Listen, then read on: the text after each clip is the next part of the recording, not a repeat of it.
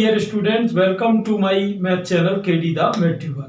आज अपन बात करेंगे सुभाष से, जो कि अभी अभी जीडी की क्वालिफिकेशन कंप्लीट करके आए हैं और आपको फेज 1, फेज 2, पीएफटी, एसआरटी जो भी प्रोसेस फुल होती है उसके बारे में इस वीडियो में बिल्कुल कंप्लीट नॉलेज बनेगी।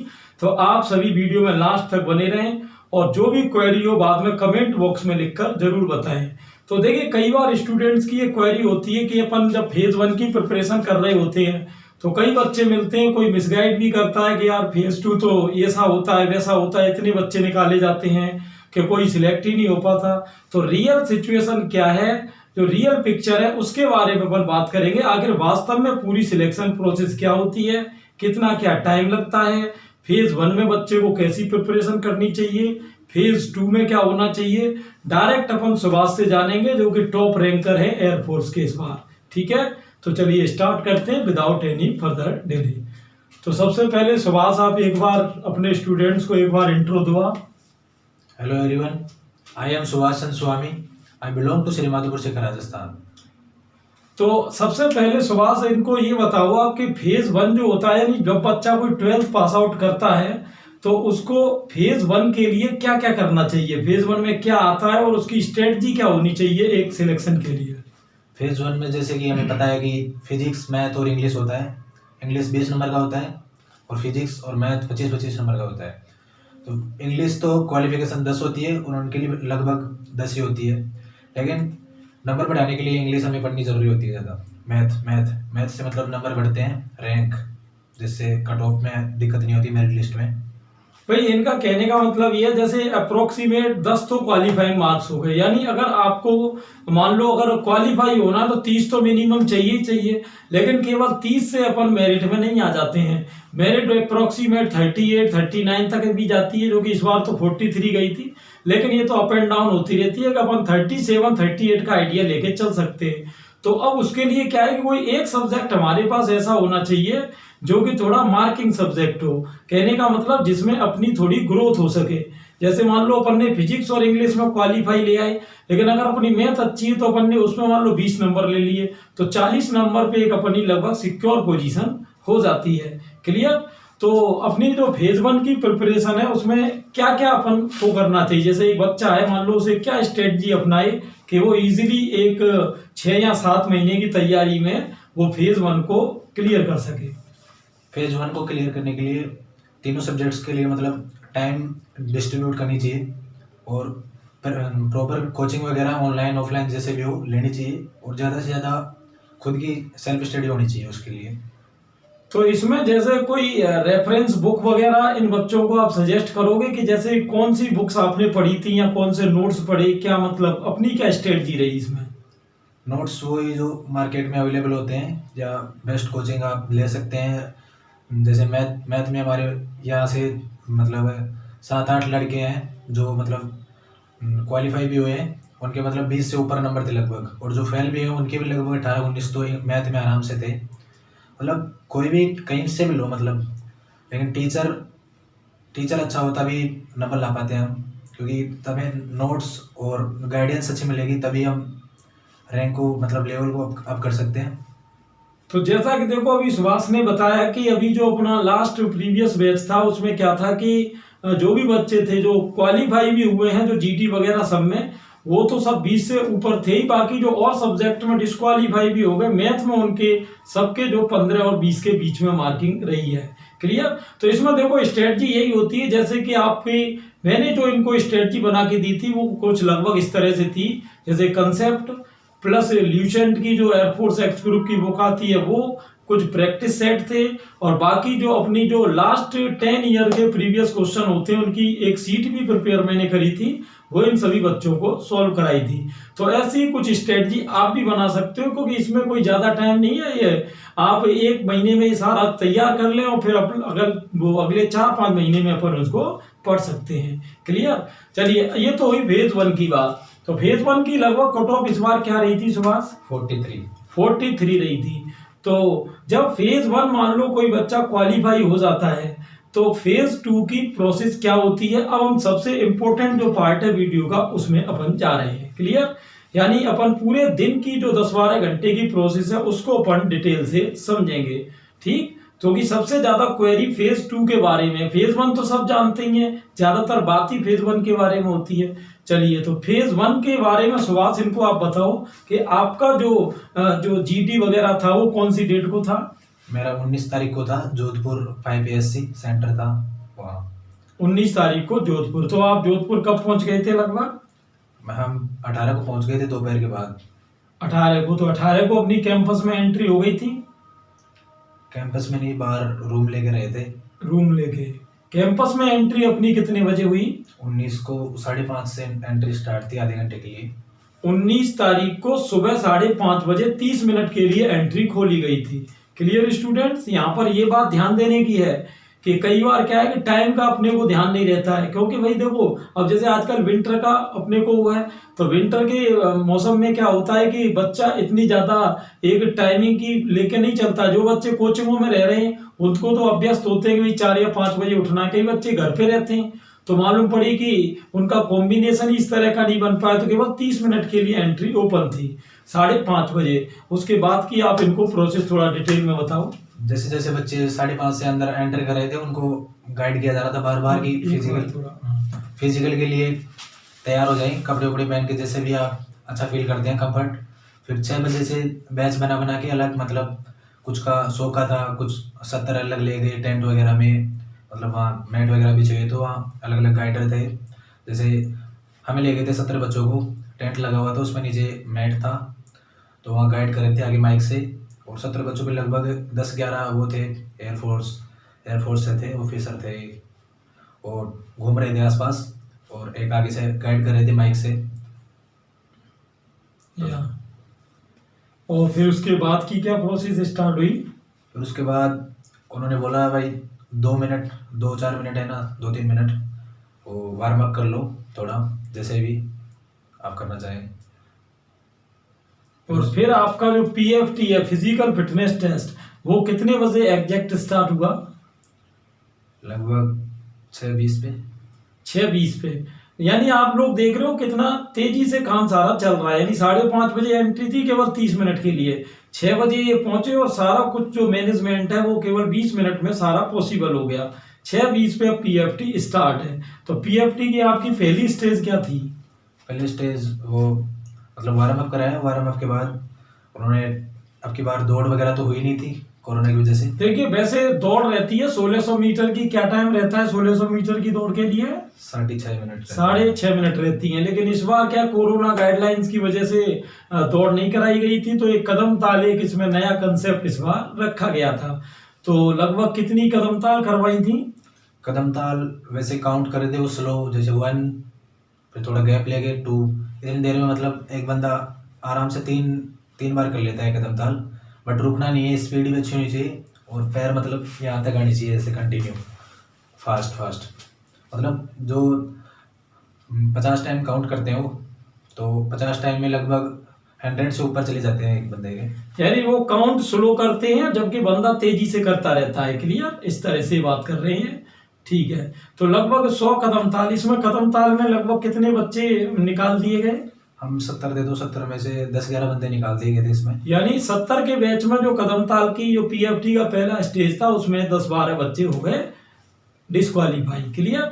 अब यानी बच्चे जो 60-65 है वो बच्चे आगे के लिए जा रहे हैं। तो इसकी सेकंड पॉइंट क्या था इसका? सेकंड स्टेज थी पुशअप। वो आगे जो गाइडर होते हैं वो करके बताते हैं किस टाइप से करना है, जब तक नहीं कहा जाए अप डाउन नहीं होना है, बैंड नहीं होना। वो पोजीशन बताते हैं कैसे करना है, एकदम स्ट्रेट पुशअप होना चाहिए। जैसे उसने कहा डाउन, तो आपको डाउन में ही बने रहना है। अब तो आप ये क्या है कि आपका स्टेमिना चेक करने के लिए सारी प्रोसेस होती है, पैरेलल बनाए रखना है। हाँ, बोलते हैं। तो इसमें लगभग कितने पुशअप हो गए अपने? 10 पुशअप है। क्लियर? इस बार कोई सेकंड चांस भी दिया गया था क्या? कोई सेकंड चांस? हाँ, तो डिस्क्वालीफाई जो हो गए थे पहले, कभी उनको क्या है कि कभी कभी दूसरा चांस भी दे देते हैं, लेकिन इस बार कोई दूसरा चांस था नहीं। क्लियर? चलिए ठीक है। फिर इसका तीसरा पॉइंट पीएफटी का क्या है? तीसरे में तो वो थे उठक बैठक ऐसे करके होते हैं, हाँ, जो वो 30 टाइम किए थे 30 बार। हाँ, तो जो सेकंड स्टेप थी ना पुशअप वाली, उसमें भी 7-8 बंदे निकल गए थे। फिर इसमें निकले थे 4-5, इसमें उठक बैठक में 30 बार काउंट होता है। या फिर चौथी स्टेप थी, चौथी स्टेप में सिटअप वगैरह होते हैं जो सो के पैर ऐसे लगा के ऐसे होते हाँ, हैं sit-up, टाइम। हाँ। इसमें एक भी बंदा नहीं निकला। तो तीसरा जो आपने देखा, तीसरा क्या था इसमें पीएफटी का तीसरा पॉइंट क्या था? ये उठक बैठक। उठक बैठक, इसमें भी कुछ बंदे निकाल दिए। और चौथा पॉइंट था इनका, क्या नाम है आपका, जो सिटअप्स, तो वो 10 सिटअप थी। सिटअप में भी कोई डिस्क्वालीफाई हुआ क्या? बिल्कुल ईजी था वो। सेटअप बिल्कुल इजी था, तो इसमें कोई डिस्क्वालीफाई हुआ नहीं। तो लगभग जैसे जो अपना 70 का बैच था उसमें कितने लोग पीएफटी में डिस्क्वालीफाई हो गए टोटल? लगभग 24 के लगभग। 24 के लगभग, यानी 70 में से 24 का लगभग का, ऐसा मान सकते हो आप 40% का रेशियो लगभग आ रहा है। यानी 60% लोग पीएफटी में क्या हो गए, क्वालिफाई। देखो ये सब जो कन्वर्सेशन हो रही है स्टूडेंट्स, ये सब आपके लिए हो रही है, क्योंकि आप इससे आइडिया लगाओ कि कौन सी जगह पिक्चर क्या बन रही है। जरूरी नहीं आपके साथ बिल्कुल एग्जैक्ट ऐसा हो, लेकिन इससे एक मोटा मोटी आपके दिमाग में पिक्चर जरूर बनेगी कि ये सारी प्रोसेस होती हैं। उसके हिसाब से अपन अपना मेंटल मेकअप कर सकते हैं। क्लियर? तो ये तो बात हुई पीएफटी की। तो पीएफटी में 70 के ऐसे कितने बैच बनाए गए थे? लगभग थे, मतलब इधर ज्यादा के भी बना रहे थे, लेकिन हमें टेंट में उधर लेके गए थे 70 को, इधर ज्यादा के बना रहे थे। लगभग एक दिन में कितने का प्रोसेस रहा होगा पूरे दिन में? पूरे दिन 250 बंदे थे पूरे। पूरे दिन में 250 बंदे बुलाए गए थे। क्लियर? तो पीएफटी में लगभग कितने बच्चे एंटर हुए? एंटर पीएफटी के बाद क्वालिफाई कितने ने किया? क्वालिफाई 153 ने की थी। 153 ने 250 में से, यानी 250 में से 153, ये भी आपका अप्रोक्सीमेट 60% का रेशियो आ रहा है। क्लियर? तो आपने देखा 40% बंदे तो किसमें डिस्क्वालीफाई हो गए, पीएफटी में।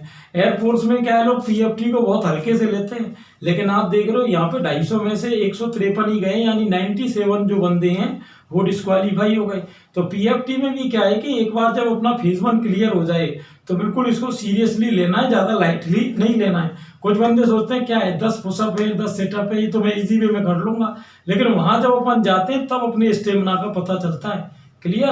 क्योंकि अगर ऐसा नहीं होता तो आप देख रहे हो 40% ही डिस्क्वालीफाई क्यों होते। क्लियर? तो अब ये 153 बच्चे पीएफटी को क्लियर कर चुके हैं। उसके बाद सेकंड पॉइंट क्या है इसमें? पीएफटी के बाद जैसे पीएफटी करके आ गई, जो डिस्क्वालीफाई हो गए उनको आउट कर दिया गया, और जो क्वालिफाई हुए उनके लिए मतलब सेटिंग व्यवस्था हो जाती है, जैसे 1 शॉट के 1 अल्टरनेटिव ऑर्डर में। फिर उनको वो सीट प्रोवाइड की जाती है, जिसमें मतलब रफ सीट होती है, वो उसको फिल करवाते हैं। फिर उसके बाद एसआरटी के लिए वो पेपर वगैरह आंसर सीट देते हैं, उसको फिल करना होता है। मतलब टाइम होता है आधे घंटे का, उसमें 45 क्वेश्चन होते हैं, वो सभी करना नेसेसरी। ये एसआरटी की बात चल रही है। एसआरटी यानी सिचुएशन रिजेक्शन टेस्ट। तो सिचुएशन रिएक्शन टेस्ट में क्या होता है कि परिस्थिति प्रतिक्रिया परीक्षण होता है। इसमें जैसा कि अभी सुभाष ने बताया कि 45 क्वेश्चन आते हैं 30 मिनट में, सभी ऑब्जेक्टिव क्वेश्चन रहते हैं और इसमें कोई नेगेटिव मार्किंग नहीं होती है। और ये केवल एक क्वालिफाइंग है, यानी इसकी कोई मेरिट फाइनल मेरिट में नहीं जुड़ती है। क्लियर? अब किस तरह के क्वेश्चन होते हैं सुभाष, एक कोई एग्जांपल एसआरटी का? जैसे क्वेश्चन है मोहन या कोई भी, जैसे उसकी मम्मी बीमार है, वो पढ़ने में इंटेलिजेंट है, पढ़ रहा है, वो बीटेक वगैरह कर रहा है, लेकिन उसकी मम्मी बीमार होने की वजह से वो नहीं कर पा रहा है, तो उसे क्या करना चाहिए? ऑप्शन होंगे जैसे खुद पे गुस्सा करना चाहिए, अपनी मम्मी पे गुस्सा करना चाहिए, हालात को संभालना चाहिए, मम्मी को टाइम पे दवाई भी देनी चाहिए, खुद को मतलब अलग से टाइम निकालना चाहिए, ऐसे वगैरह चार ऑप्शन होते हैं।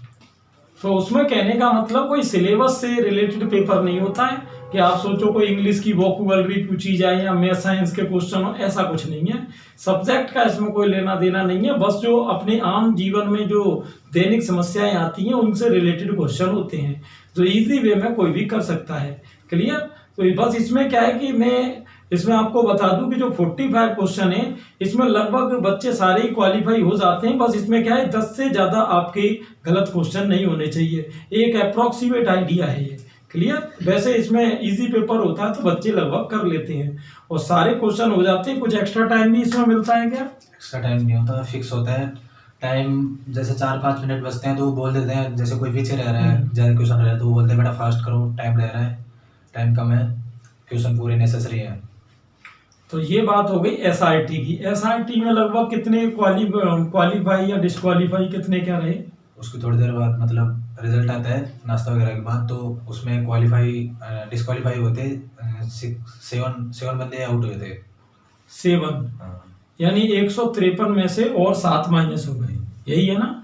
यानी अब मैंने आपको बताया था एसआरटी में क्या है कि 10 क्वेश्चन भी अगर आपके सही हैं तो आप जो है लगभग हो जाओगे, तो इसमें कोई दिक्कत नहीं। कोई बहुत ही ज्यादा कोई बिल्कुल ही बेवकूफ है वही इसमें आउट होता है। बाकी आपने देखा 153 में से 7 बच्चे ही केवल निकले हैं, यानी अब 153 में से आपके बच्चे हो गए 146। अब enter, clear.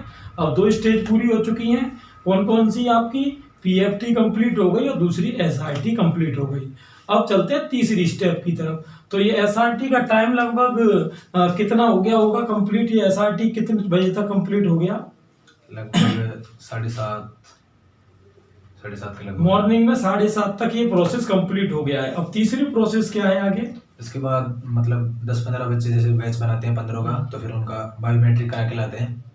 Biometric, thumb expression वगैरह। फिर उसके बाद बैठा देते हैं।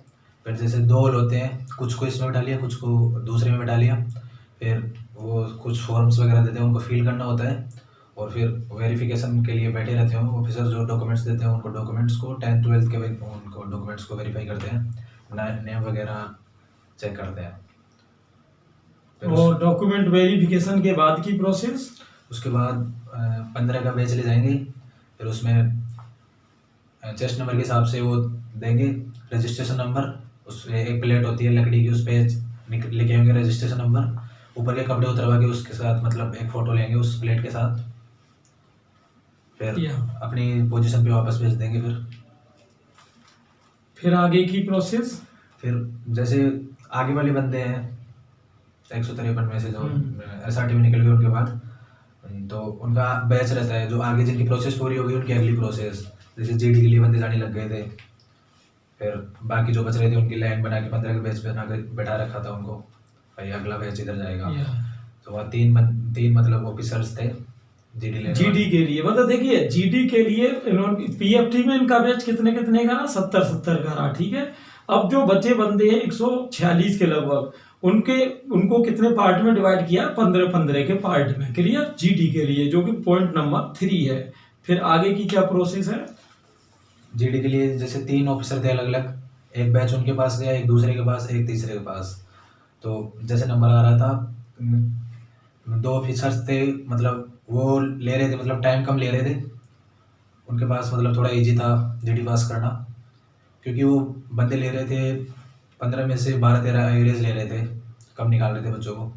जो एक सर थे हमारे मतलब हेड थे पूरे जोधपुर मतलब राजस्थान के, wing commander Rakesh Kumar Rana sir. तो उन्होंने लिया था, तो उन्होंने एवरेज रख रखा था 6-7 का।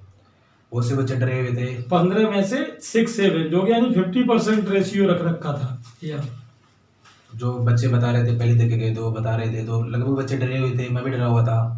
हम सोच रहे थे आर के सर के पास नहीं आना चाहिए, बट फिर हम गए तो जिस बैच में हमारा था आर के सर ही ले रहे थे, तो मतलब हमारा मोटिवेशन वो डाउन हो गया, मतलब टेंशन होने लग गई। हम 15 में बैठे थे, मतलब सेमी सर्किल में, मैं बीच में बैठा था। एक तरफ 8 बंदे थे, एक तरफ 6 बंदे थे। तो फिर बैठने के बाद वो हेलो हाई करते हैं। उसके बाद एक बंदे को बुला के वो पेपर्स वगैरह देते हैं, उनको बोलते हैं भाई डाउन करके रखो, एक साइड प्रिंट होता है, टॉपिक छपा होता है उस पर, फिर सबको डिस्ट्रीब्यूट कर दो। फिर वो बोलते हैं टाइम स्टार्ट, तब उसको फर्स्ट को अप करना है। फिर 5 मिनट के लिए देखना होता है, वो 5 मिनट होते ही वो बोलेंगे डाउन, फिर उनको उसको चेंज करना है, वापस कलेक्ट करके ले लेंगे। फिर उसके बाद एक साइड से बोलना होता है चेस्ट नंबर के हिसाब से, जिसके चेस्ट नंबर पहले हो उसी हिसाब से सेटिंग व्यवस्था होती है। तो उधर से बोलेगा, वो 2 मिनट का टाइम होता है उसके पास। इंट्रो वो पहले बता देते हैं कि इंट्रो शॉर्ट देना है और फालतू की चीज़ें नहीं बोलना है, जैसे न्यूज़ की चीज़ें, ऐसे न्यूज़ के बारे में, या फिर कोई टॉपिक है तो उसके बारे में, जैसे अभी ताज़ा हो रहा है इसके बारे में नहीं बोलना, जहाँ से वो स्टार्ट हो रहा है वहाँ से उसके बारे में फैक्ट बातें। न्यूज़ या एक लेटर की तरह गाइड नहीं करना है, जैसे हम हैं उस हिसाब से थिंक करके बताना है। एक नेचुरल प्रोसेस में आपको अपनी स्पीच देनी है, बनावटी स्पीच नहीं देनी। कहने का मतलब ये नहीं कि आप इंट्रो रट के ले आए, जो भी आपके उस समय माइंड में आता है आप पूरी कॉन्फिडेंस से बोलो। यानी ये पूरा गेम जो है वो कॉन्फिडेंस का है, पॉजिटिव एटीट्यूड का है। क्लियर? चलिए ठीक है, तो आप जीडी के बारे में इनको बताओ। जब आप गए तो आपका टॉपिक क्या था? Social networking. Social networking topic था। तो इसमें intro plus social networking, total कितना टाइम मिलता है अपने को? 2 मिनट मिलता है एक बार, सभी बोलते हैं। फिर उसके बाद वो बोलते हैं भाई जीडी स्टार्ट, मतलब कोई भी कैसे बोल सकता है, कितना टाइम। फिर 10 मिनट के लगभग वो चला। 10 minute group discussion. Group discussion का मतलब है जैसे आपका टॉपिक है तो टॉपिक के डिसफेवर में है, आपके फेवर में है, तो उसके हिसाब से आपको अपना स्पीच बोलना है, यानी उसमें अपना पॉइंट ऑफ व्यू रखना है उस टॉपिक के बारे में। क्लियर? इसको कहते हैं ग्रुप डिस्कशन। क्लियर? यानी आपकी समूह परिचर्चा, अगर हिंदी में मैं कहूँ तो।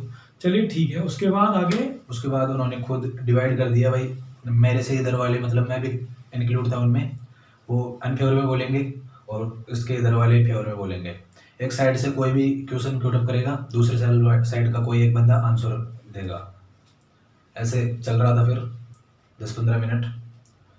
फिर हम भी बोल रहे थे, उधर से बोल रहे थे, मतलब जो बोल रहे थे उसी का आंसर देना था, फालतू के मतलब नहीं देने थे अलग। जैसे वो बोल रहा है अलग, हम बोल रहे हैं अलग, उसकी सुनी नहीं रहे तो मतलब स्कोल्ड करता है ऑफिसर, डांटता है कि ये जीडी थोड़ी ना है। आप जीडी का मतलब होता है उसका आंसर देना, डिस्कशन करना उस बात के बारे में, वो सही है गलत है। भाई जैसे आप अगर फेवर वाली टीम में है किसी टॉपिक के, तो आपको कोई पॉइंट कैसा भी लग रहा हो आपको उसको बचाव करना है। मतलब सामने वाले ने क्रॉस क्वेश्चन किया तो आपको ये बताना है इसके बेनिफिट्स क्या है। और अगर आप डिसफेवर वाली टीम में हैं तो फिर आपको क्या है कि उसकी जानबूझ के कमियां बतानी है। तो बस बात ये है, यानी आपको पॉइंट ऑफ व्यू उसी हिसाब से सेट करना है जो आपकी टीम है। क्लियर? आप कौन सी टीम के मेंबर हो उस हिसाब से, इसमें अपना व्यू नहीं है, व्यू आपका उस हिसाब से जो आप उसकी टीम में हो वो टीम का व्यू जो होगा वो आपको व्यू होना चाहिए। क्लियर? ये तो जीडी में लगभग कितने बच्चे 15 में से डिस्क्वालीफाई हो गए आपके बैच में? 7 बच्चे लिए थे, 8 बच्चे डिस्क्वालीफाई हो गए थे। 15 में से 7 बच्चे लिए, यानी 8 हो गए डिस्क्वालीफाई। तो चलिए ठीक है, इस तरह से अगर अपन एक मोटा मोटी मान के चलें तो जो अपन बात कर रहे थे कि एसआरटी में से अंदर 146 बच्चे आए थे, यानी सबसे पहले 250 थे, 250 में से बचे 153 पीएफटी के बाद, फिर एसआईटी हुआ, एसआईटी में कितने निकले? 7, 146। तो 146 में से अप्रोक्सीमेट कितने बंदे गए होंगे? 146 में से 107 बंदे बचे थे। और जीडी के बाद ग्रुप डिस्कशन के बाद बचे 107। क्लियर? ये मेडिकल के लिए। फिर आगे ये लगभग प्रोसेस कितने बजे तक का हो गया है कंप्लीट? वो मतलब जीडी कंप्लीट हो गया था लगभग सबका 1 बजे के लगभग। उसके बाद सब बैठे थे, फिर 4:45 या 5 बजे के लगभग। 1 बजे तक, कहने का मतलब ये सारी प्रोसेस जो सुबह 6 बजे स्टार्ट हुई थी वो आपकी 1 बजे तक हो गई कंप्लीट।